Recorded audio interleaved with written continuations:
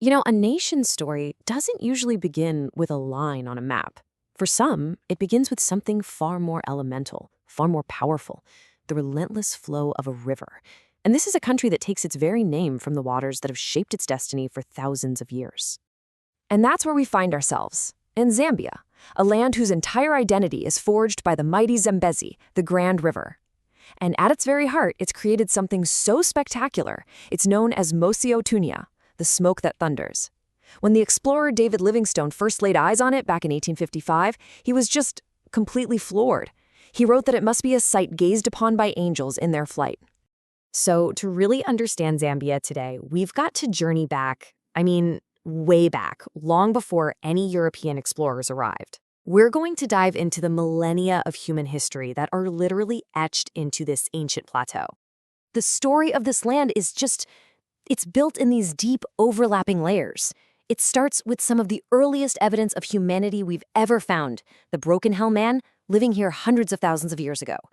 Then you see these incredible waves of migration, the Khoisan and Batwa peoples, followed by the great Bantu expansion, which brought the game-changing power of iron and new ways of farming. All of this set the stage for powerful empires, then the arrival of colonial rule, and finally, in 1964, the birth of a brand new nation. You see, the Bantu expansion wasn't just about people moving from one place to another. It was a full-blown revolution of ideas and technology. As these new tools and more complex societies started to spread, really sophisticated states began to rise. And among the most influential, the Luba-Lunda states.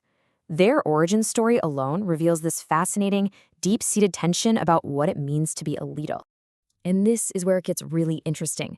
This foundational myth is basically a timeless political debate wrapped up in a story. You have two archetypes of leaders, the Red King, who represents tyranny and just brute force, and then you have the Black Prince, the symbol of compassion and thoughtful, measured rule. It's a story that really digs into the nature of power itself, a theme you see echo through this region's history for centuries to come. Okay, so let's fast forward to the 20th century. Suddenly, a totally new kind of power emerges. This one didn't come from a royal bloodline. It came literally from the earth itself. It was a resource that would go on to forge Zambia's modern economy, for both better and for worse. And what was that power? Copper. Tons of it. The discovery of these vast deposits created what's now known as the Copper Belt, a massive industrial engine that, for a while, made Zambia one of the most prosperous nations in all of sub-Saharan Africa. And even as recently as 2019, look at that, it accounted for nearly 70% of the nation's exports. But here's the thing, right? Relying so heavily on just one commodity, well, it's a massive gamble, a real double-edged sword. When global copper prices are sky high, the country does incredibly well. But when they crash, the entire economy is put at risk. This wild volatility has really become a defining challenge for Zambia, tying its national fortunes to the unpredictable whims of the global market. But, of course, a nation's wealth can't just be measured by what you dig out of the ground.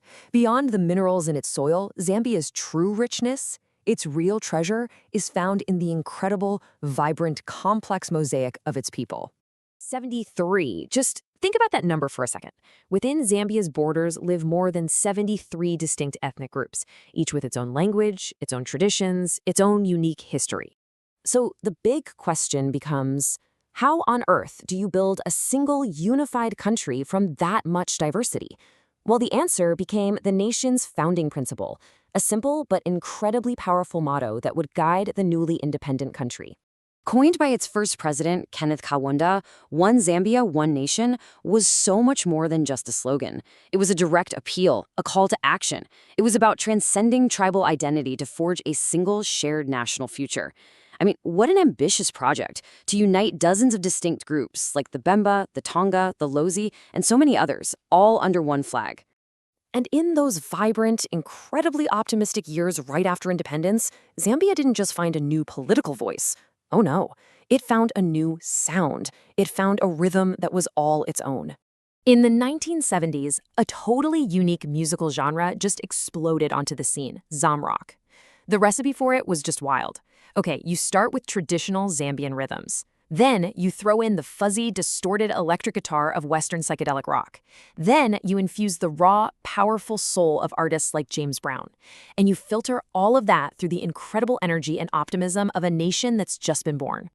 And the bands that pioneered this sound had these incredible names. You had a band called Witch, and get this, it stood for We Intend to Cause Havoc. How cool is that? And another named Musi o Tunya after the falls themselves. This music really truly captured the spirit of the times. It was a nation finding its own rhythm, playing it loud and confident on the world stage. So from the timeless, thundering roar of Victoria Falls to the modern beat of Lusaka, Zambia's story is this powerful blend of ancient tradition and bold new ambition. And it leaves us with one big question, right?